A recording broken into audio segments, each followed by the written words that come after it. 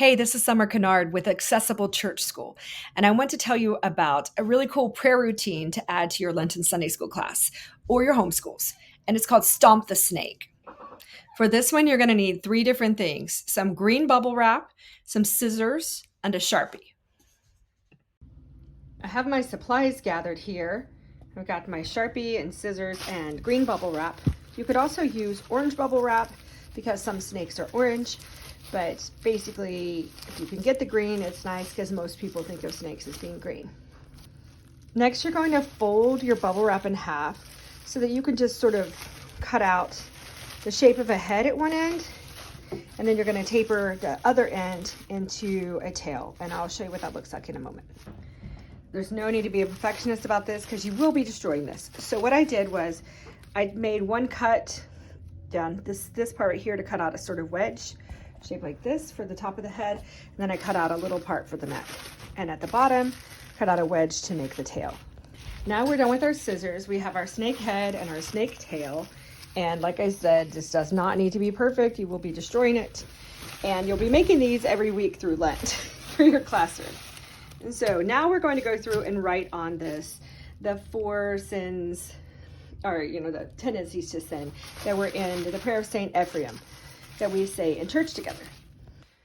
And so what I've done now is written on to the snake the four problems of tendencies to sin: sloth, lust of power, faint-heartedness, that's also called despair in some translations, and idle talk.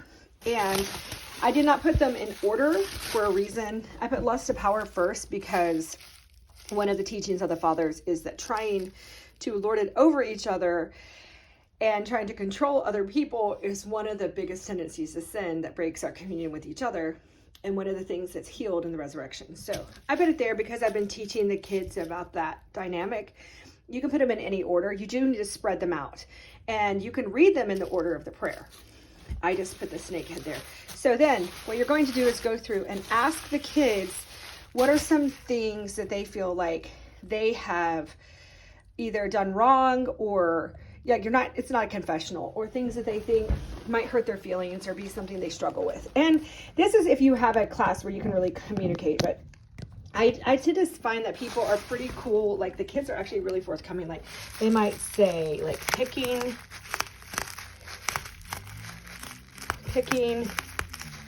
on younger kids. Okay. I'm just gonna write. It doesn't have to be really great. You see how it's not really easy to do. Now, whenever I'm off camera, I would go through and I might write over this. Younger kids.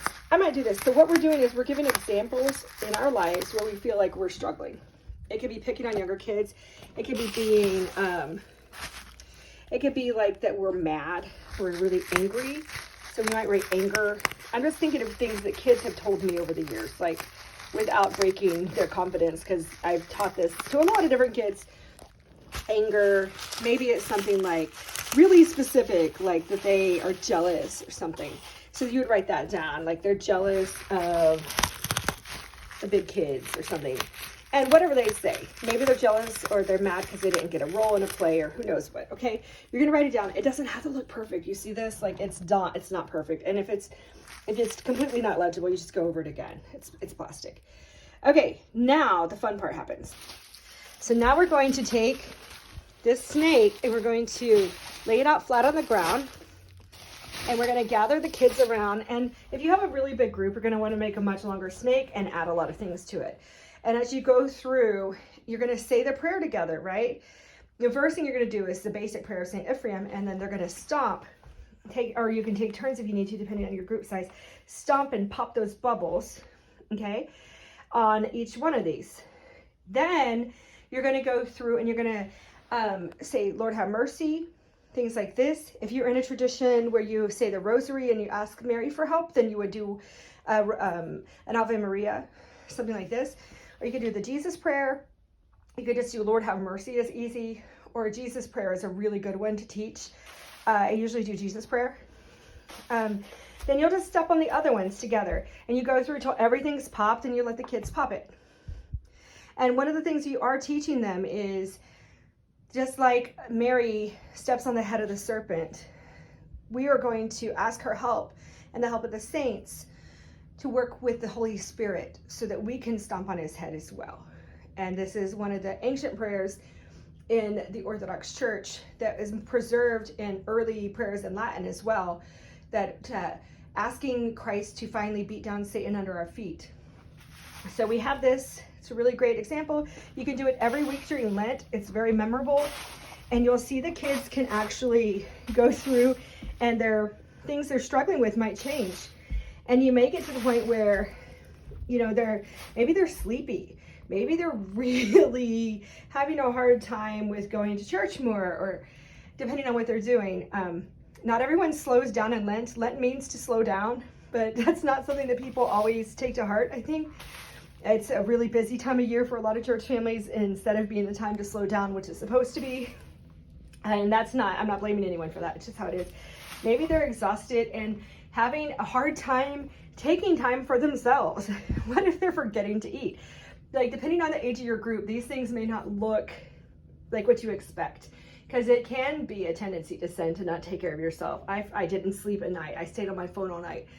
That could be on here, like stayed on phone too long, or didn't get enough sleep. Just as much as didn't do my homework or didn't fast, it can be forgot to eat, didn't take time to rest, didn't take quiet, didn't turn off the TV. All those things could be things that lead into these 4 big ones here.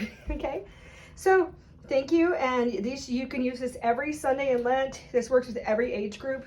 I've used it with kids as young as 3. Little kids like it, even if they're babies, they don't know what it is. You're not going to necessarily use the big words for them. You might say, little kids don't really, like babies don't sin, obviously. So you're just really saying, and let's be like Mama Mary and step on the snake. You know, at that point, you don't have to write anything on it. Just let them pop the bubbles.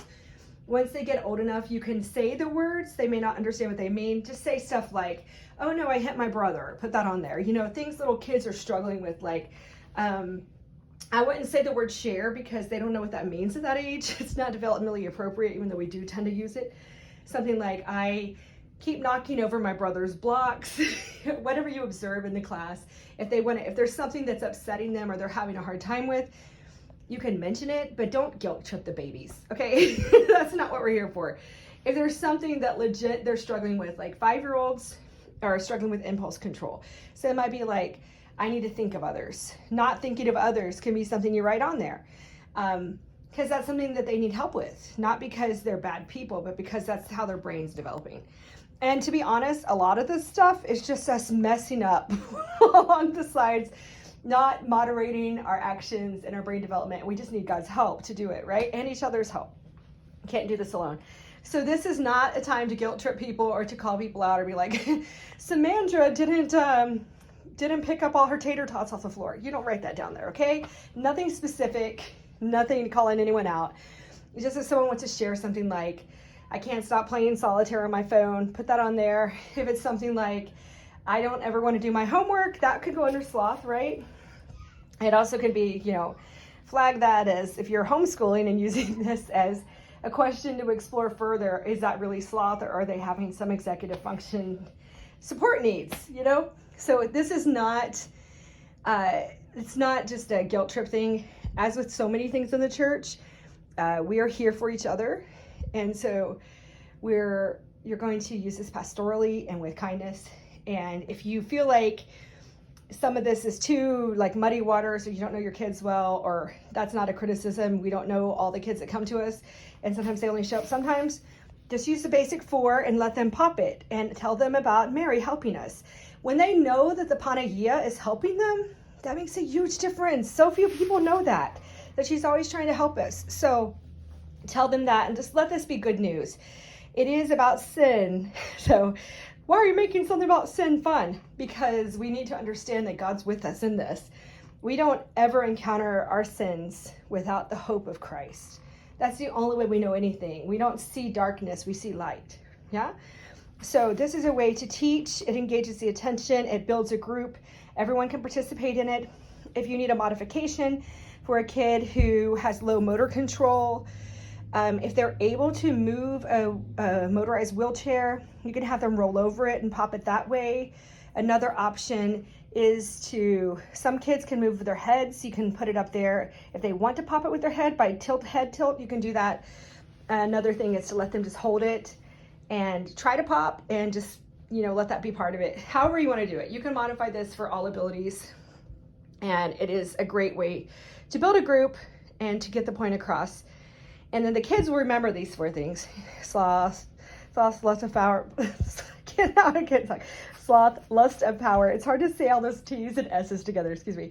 Sloth, lust of power, faint-heartedness, and idle talk, right? And then you could also go through after you do this and you finish the prayer and say the things that you're asking God for.